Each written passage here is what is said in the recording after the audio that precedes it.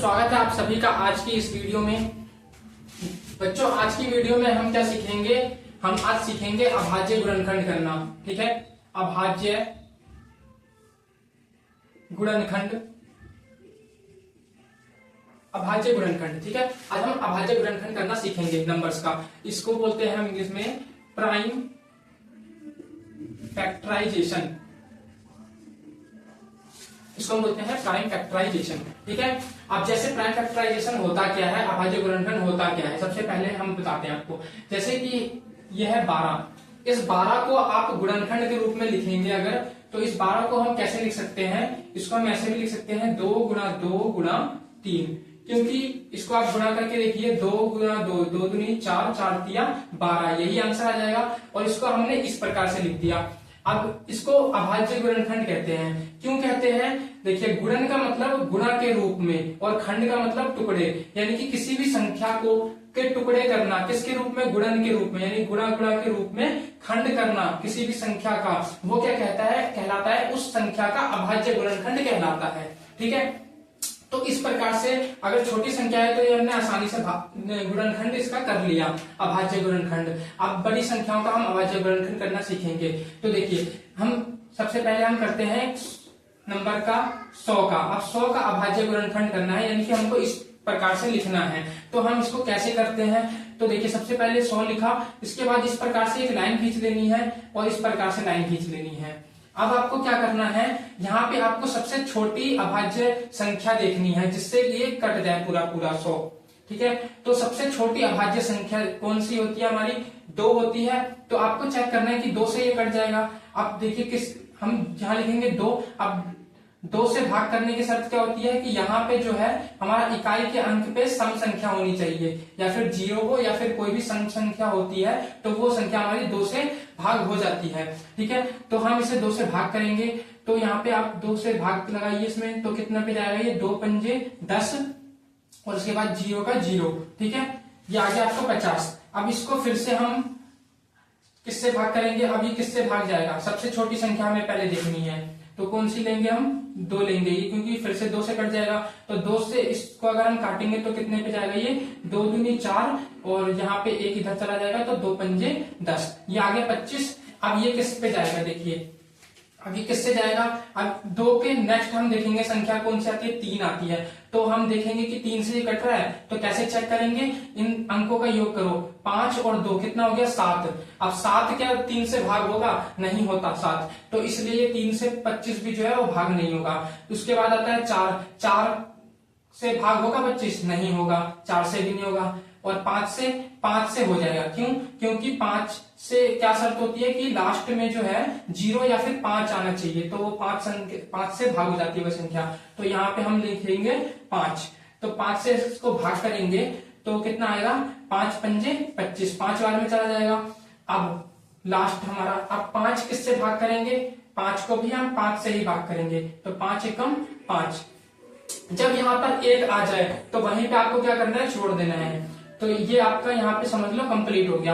अब हम इसको कैसे लिख सकते हैं, यहाँ पे हम लिखेंगे 100 बराबर, इसके अभाज्य गुणनखंड अब लिखेंगे। तो क्या लिखेंगे, जो यहाँ पे जो संख्याएं आई हैं इनको ही आपस में गुणा के रूप में लिख देंगे। तो देखिए यहाँ पे क्या आया है, 2 आया है सबसे पहले, फिर गुणा, यहाँ पे कितना है 2, तो यहाँ लिखा 2, फिर गुणा, फिर यहाँ लिखा है 5 गुणा 5, यहाँ पे 5 है, फिर 2 बार 5 है, तो यहाँ हम लिख देंगे 5 और गुणा में 5। ये इसका हो गया 100 का जो हो गया ये अभाज्य गुणनखंड हो गया। तो इस प्रकार से अभाज्य गुणनखंड करते हैं। और सवाल देखते हैं जिससे क्लैरिफाई हो जाएगा और अब देखिए हमने अगली संख्या ली है 512। अब इसका हमें अभाज्य गुणनखंड करना है। तो सबसे पहले हम शुरू कहां से करेंगे, 2 से शुरू करेंगे, क्योंकि सबसे छोटी अभाज्य संख्या होती है हमारी 2। ठीक है, अब हमें इसमें लेना कैसे होता है, सबसे पहले छोटी संख्या लेनी होती है और फिर उससे बढ़ाते जाना होती है, यानी कि इस तरीके से लेनी होती है। पहले सबसे छोटी, यहाँ पे सबसे छोटी, फिर थोड़ा थोड़ा बढ़ाते रहना है हमको, और सबसे यहाँ पे आएगी बड़ी। ठीक है, सबसे लास्ट में लेंगे हम बड़ी संख्या। जब कोई भी भाग नहीं देगा छोटी संख्या, तब हम लास्ट में जो पॉसिबल सबसे बड़ी संख्या होगी वो लेंगे फिर। ठीक है, तो सबसे छोटी संख्या से स्टार्ट करना है, फिर बड़ी की तरफ बढ़ना है। तो पहले 2 से हम इसको भाग लगाएंगे, तो कितने पे जाएगा, 2 से भाग लगाएंगे तो इस पे हमें जाएगा ये 2 दूनी 4 यहाँ पे 2 दूनी 4, फिर इसमें से एक बचेगा वो यहाँ चला जाएगा, ये 11 बन जाएगा। फिर 2 पंजे 10, फिर एक इधर चला जाएगा, 2 6 12, ये आ गया 256। फिर एक लाइन हम यूं ड्रॉ करेंगे। इसके बाद अब यहाँ पे कितना लिखा है 6 है, तो इसका मतलब यहाँ पे सम संख्या है, तो ये 2 से भाग हो जाएगा। तो यहाँ हम फिर से लेंगे 2, तो इसको कट करेंगे तो कितना आएगा 2 एकम 2, फिर 2 दूनी 4, यहाँ पे 4 यहाँ से जाएगा तो एक इधर आ जाएगा 16, तो 2 अट्ठे 16, ये आ गया 128। अब फिर से हम किससे भाग लगाएंगे, यहाँ पे कितना है 8 है, 8 क्या है एक सम संख्या है, तो ये किससे भाग जाएगा 2 से जाएगा फिर से, तो 2 से फिर भाग लगाएंगे तो 2 6 12 और 2 चौक 8। इसके बाद किससे जाएगा, ये फिर से 2 से जाएगा, 2 से भाग लगाएंगे तो 2 3 6 और 2 दूनी 4। इस लाइन को और बढ़ा लेंगे। अब किस पे जाएगा 2 पे जाएगा, 2 एकम 2 2 एकम 2 और 2 6 12, 16 आ गया। फिर से 2 से जाएगा, 2 अट्ठे 16, फिर 2 से जाएगा 2 चौके 8, फिर 2 से जाएगा 2 दूनी 4, फिर 2 से जाएगा 2 एकम 2। हमें कब तक करना है ये, जब तक 1 नहीं आ जाता हमारा। जब हमारा 1 आ जाए हमें यहाँ पे छोड़ देना है।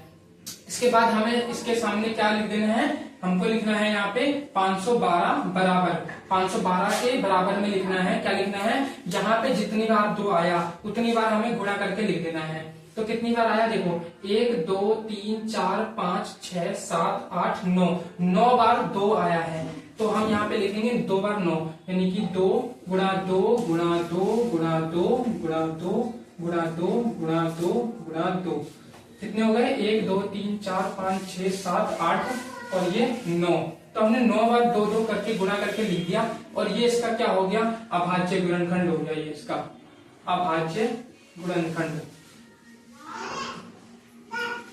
ठीक है, ये हो गया अभाज्य गुणनखंड किसका, 512 का अभाज्य गुणनखंड ये हो गया। ठीक है, इसको हम इस तरीके से भी लिख सकते हैं, 2 की पावर कितनी, देखिए जितनी बार गुणा में होता है उतनी उसकी पावर जाती है। 9 बार लिखा है हमने ये, तो हम यहाँ पे ये भी लिख सकते हैं 2 की पावर 9। आपका ये वाला आंसर भी ठीक है और ये वाला आंसर भी ठीक है, कोई सा भी आप लिख देंगे, दोनों ही आंसर आपका ठीक रहेगा।